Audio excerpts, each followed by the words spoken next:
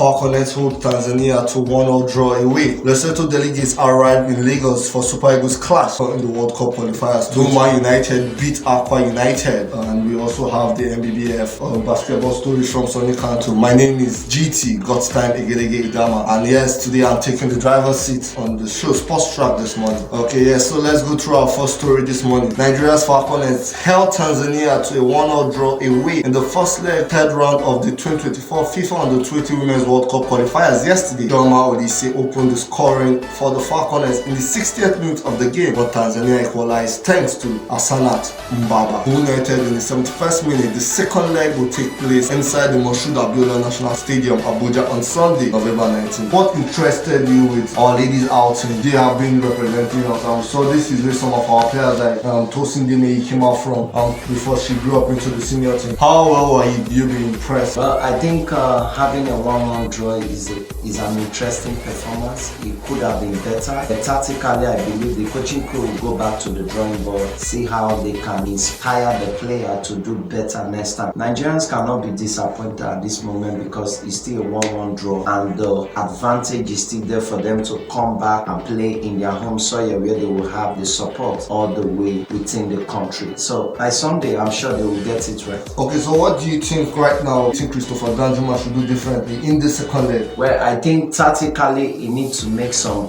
corrections. He needs to go into the previous match tape and make sure the corrections that are needed are imputed. In other words, every player should watch their previous game, go into the start and observe their lapses and get the correction right. So every player should actually go and watch the game and watch their lapses, and we expect better results when we actually meet again in Abuja on November 19th. Well, we move on from our Falconets to our Super Eagles. The delegation of Lesotho senior men national team arrived in Lagos tonight aboard the Kenya Airways flight. Lesotho are actually going to be facing Nigeria this Thursday in Uyo for our game against them for the World Cup qualifiers. What do you expect from the Super Eagles? Because we saw our Super Eagles players during the weekend, Taiwo Awoniyi scoring for Nottingham Forest and being called up to the team, and we saw a statement goal by Paul Onacho. What can you say you're expecting from our Super Eagles? Lesotho has already been ruled by some sports pundits as a walkover team for Nigeria. Well, looking at it head to head, you feel Nigeria has an edge over Lesotho. For Nigeria team at the moment, Super Eagles players are doing very well in their club side, but they have to build synergy together and ensure they play like a team, not individual football.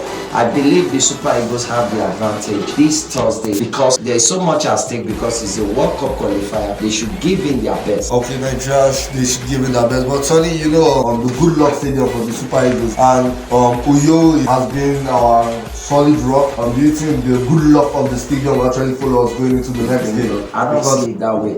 What I see is tactically, energy, synergy, commitment, dedication of every team boils down to what they have to offer. It's not about jersey, it's not about the pitch you play on and the home advantage team.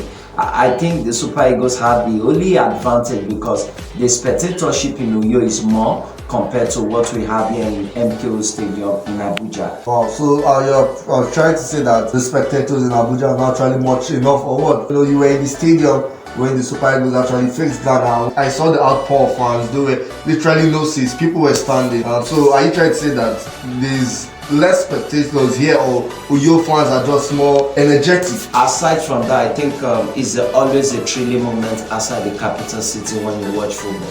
Looking at the fact that those days we were growing up in Lagos, National Stadium Surulere have so many fanatics, so many supporters, and of course in Uyo, I think it's more spectatorship there compared to the capital city, because once in a while you see people trooping into the MKO Abiola Stadium en masse to support the Super Eagles. But in Uyo, they are already on ground 4, 5, 7 hours to the Super Eagles match, and I think that's an added advantage. That the players should know what is at stake.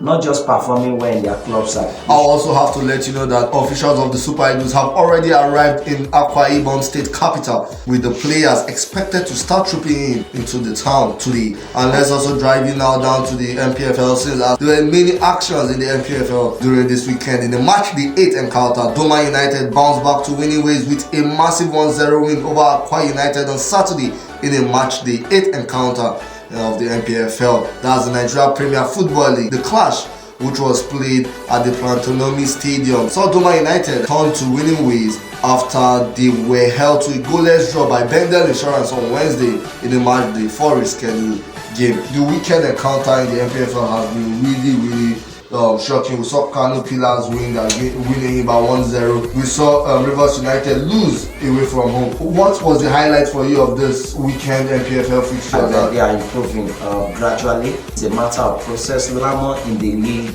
the way it used to be in the Leventis days, the Julius Baja days, has to return. We look forward to those days. Okay, we look forward to those days, and I also look forward to those days. You talked about Julius Berger. I remember we had Sharks and Dolphins playing in the NPFL. Egypt will be the capital of African women's basketball from December 11th to 19th, when Cairo hosts the 2023 edition of African League, in which 12 teams will be competing. While the qualifiers are still in progress, 8 clubs have already validated their tickets for the final phase. The 2 Egyptian teams, Sporting Alexandria and Al Ahly, will represent the host country. Permo de Agosto and Inter Club will be the Angola representative, after having won their qualifications by benefiting from the packages of their opponent. Overdosed Up Station and the University of Douala will represent Cameroon, as well as Kenya Ports Authority and Rwanda Energy Group will represent Rwanda. The other qualified teams will be in the tournament. We saw how MFM actually just won our Zenith Basketball League here. We're expecting to see them as one of the teams to actually qualify for this tournament.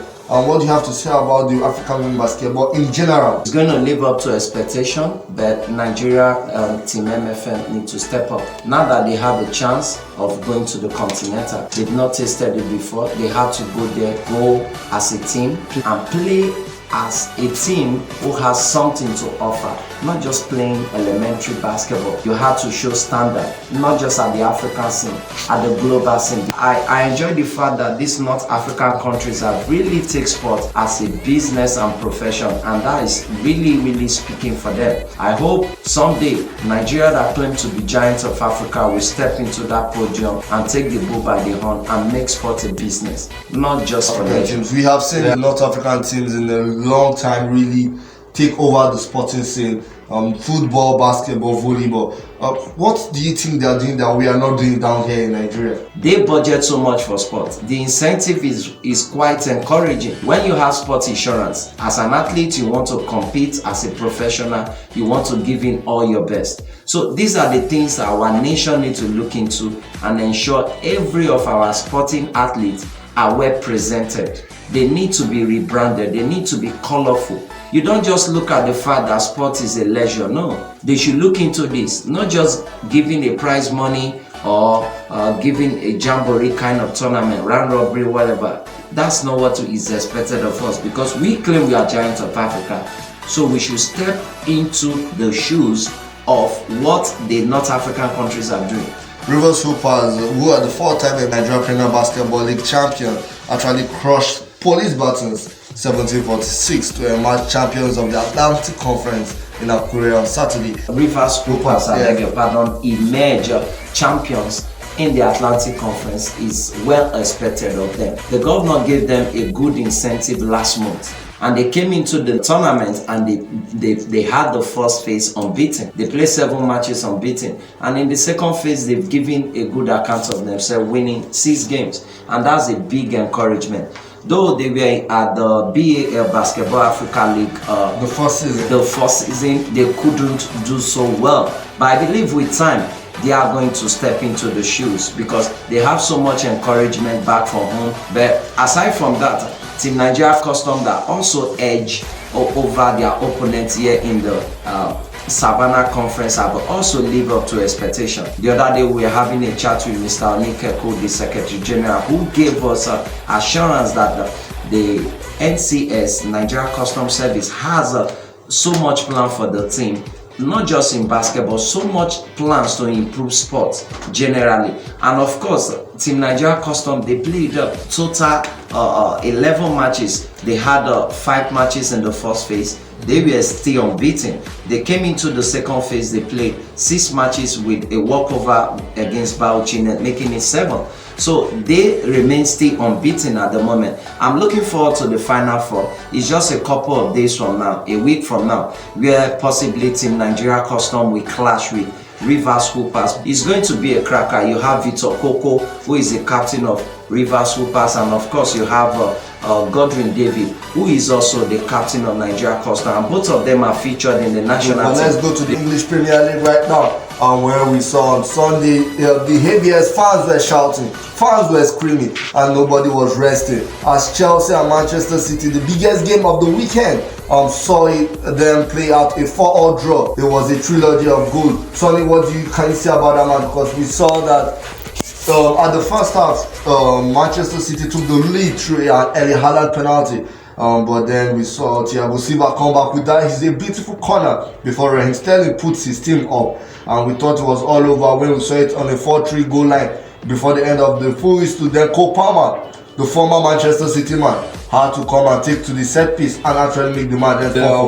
What was it right now as it stands? Manchester City are still top of the table, followed by Liverpool. And then Arsenal, who they complete the top 3. This win makes Chelsea sit 10th on the table after winning Tottenham 4-1 in that previous encounter. And I would love to thank my producer George Adame and our supervisor Abdul Onimisi for this production. My name is Gustam Igelege Idama, GT, and I will say goodbye for now.